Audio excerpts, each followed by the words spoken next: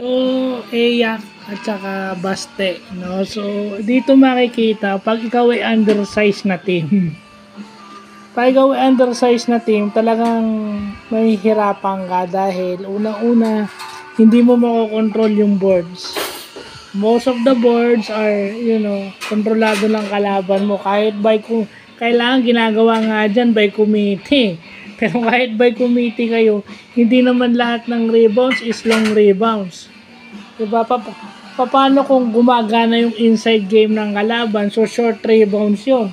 So, mga kuha ng short rebounds is yung mga malalaking team.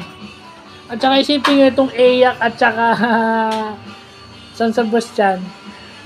Ang babantay kay Kyle Ochabo ng Eyak, scorer din o main guy din ng San Sebastian offensively.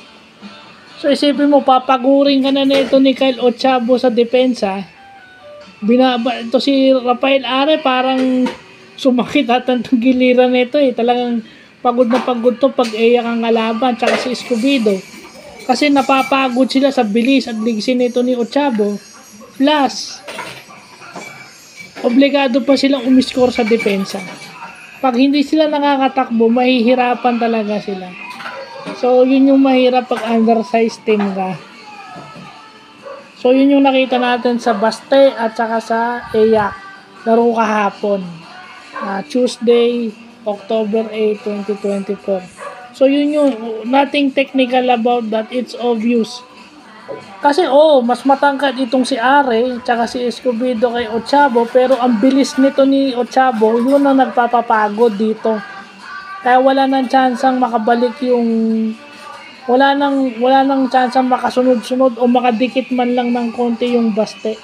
Makakadikit sila pero hindi dun sa point na dikit na dikit dahil nga mahirap bantayan. Iba rin pag ang kalaban mo one-on-one maliit na player pero yayariin ka naman o dadaanin ka naman sa bilis nito, mapapagod ka naman, yung tinatawag nilang war of attrition.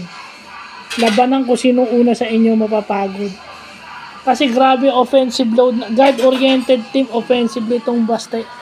So papahirapan mo rin sila sa depensa. So yun lang yung nangyari. So yun lang po.